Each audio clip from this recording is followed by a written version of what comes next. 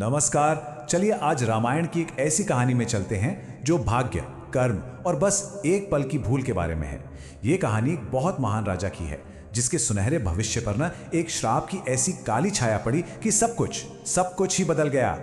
ये है अयोध्या के महान राजा दशरथ, सूर्यवंश के एक बहुत ही प्रतापी शासक। जरा सोचिए, एक ऐसा राजा जिसके पास क्या नहीं था, शोहरत थी, बेशुमार दौलत थी और एक ऐसा खुशहाल राज्य था जहां हर कोई सुखी था। उनका राजपाट तो सच में एक मिसाल था, मगर इतनी चमक दमक के पीछे ना एक बहुत ही गहरा दुख छिपा हुआ था। और उनका अंत किसी जंग में या किसी बीमारी से नहीं हुआ, बल्कि एक टूटे हुए दिल के उस असहनीय दर्द से हुआ जिसे कोई सह नहीं सकता। तो सवाल ये उठता है कि आखिर हुआ क्या था? एक इतना ताकतवर राजा जिसके पास सब कुछ था, वो दुख में इस कदर कैसे डूब गया? इसका जवाब हमें मिलेगा अतीत की एक बहुत ही दुखद घटना में। एक ऐसी घटना जिसने उनके भाग्य को हमेशा हमेशा के लिए बदल कर रख दिया। तो चलिए समय में थोड़ा पीछे चलते हैं, उस एक पल को देखते हैं जिसने राजा की किस्मत पर हमेशा के लिए मोहर लगा दी। ये कहानी है एक अनजाने में हुई भूल की, जिसकी कीमत बहुत बहुत बड़ी थी। बात कई साल पुरानी है। राजा दशरथ जंगल में शिकार पर निकले थे। धीरे धीरे अंधेरा घिर रहा था और तभी उन्हें पास की एक नदी से पानी की गड़गड़ाहट की आवाज आई।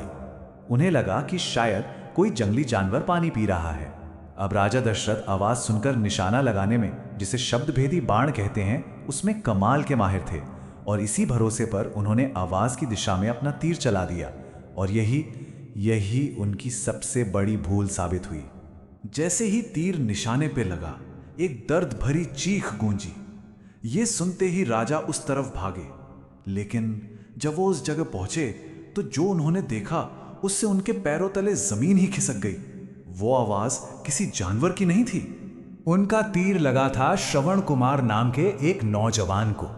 वो बेचारा तो बस अपने बूढ़े और देख न सकने वाले माँ बाप के लिए पानी भरने आया था। वही तो अपने माता पिता का इकलौता सहारा था। और अब कहानी एक ऐसे मोड़ पर आ पहुंचती है जहां दुख, पछतावा और गुस्सा सब एक साथ टकराते हैं। एक अनजाने में हुई गलती की कीमत अब चुकाने का वक्त आ गया था। ये वो पल है जो सच में दिल को चीर देता है। मरते हुए भी श्रवण कुमार को अपनी नहीं बल्कि अपने प्यासे माँ बाप की फिक्र थी। अपनी आखिरी सांसों में उन्होंने राजा दशरथ से सिर्फ एक ही विनती की कि ये पानी का घड़ा उनके माता पिता तक पहुंचा दें। अब सोचिए, राजा दशरथ की हालत, दुख और अपराध बोध के इतने भारी बोझ तले दबे हुए वो उन बूढ़े माँ बाप के पास पहुंचे। उन्होंने कांपते हुए हाथों से उन्हें पानी दिया और फिर जैसे तैसे हिम्मत जुटाकर उन्हें वो कड़वा सच बताया कि उन्हीं के तीर से उनके इकलौते बेटे की जान चली गई है। अपने बेटे की मौत की खबर सुनते ही उन माँ बाप की तो जैसे दुनिया ही उजड़ गई और उसी असहनीय दर्द और गुस्से में उन्होंने राजा को श्राप दे दिया कि जिस तरह आज हम अपने बेटे से बिछड़कर तड़प रहे हैं, एक दिन तुम भी अपने सबसे प्यारे बेटे से बिछड़ने के गम में ऐसे ही तड़प तड़प कर मरोगे। इसी श्राप को कहते हैं पुत्र शोक। इसका मतलब सिर्फ बेटे की मौत का दुख नहीं है, नहीं, ये है उससे बिछड़ने का वो असहनीय, वो दिल को चीर देने वाला दर्द जिसे शायद एक माँ बाप के सिवा कोई और समझ ही नहीं सकता। इसके बाद कई साल बीत गए। राजा दशरथ के घर 4 बेटे हुए। सब कुछ ठीक चल रहा था। एक पल को तो ऐसा लगा जैसे वो श्राप बस एक भूली बिसरी बात हो। लेकिन किस्मत अपना रास्ता कभी नहीं भूलती।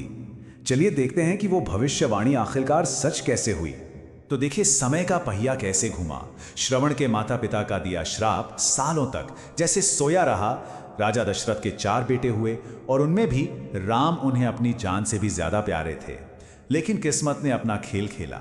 रानी कैकेयी के एक वचन की वजह से सब कुछ बदल गया और राम को 14 साल के लिए वनवास जाना पड़ा।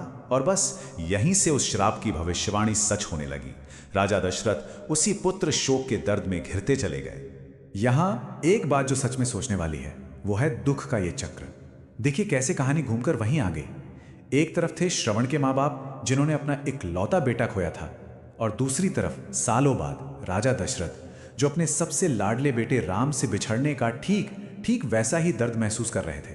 और आखिरकार राजा दशरथ अपने प्यारे राम से जुदाई का ये दर्द बर्दाश्त नहीं कर पाए। जैसे ही राम ने अयोध्या छोड़ी, राजा का दुख बढ़ता ही गया और अंत में वो उसी पुत्र शोक में चल बसे जिसका श्राप उन्हें सालों सालों पहले मिला था।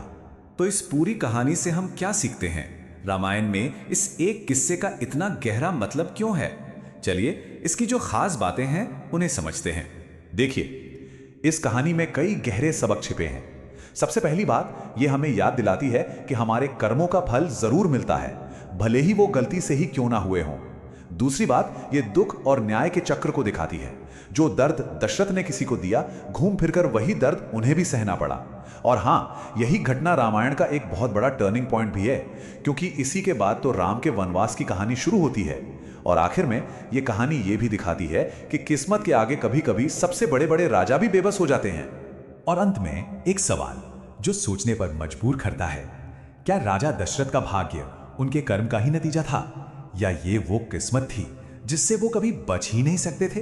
कर्म और भाग्य के इस गहरे रिश्ते के बारे में सोचिएगा जरूर। नमस्कार।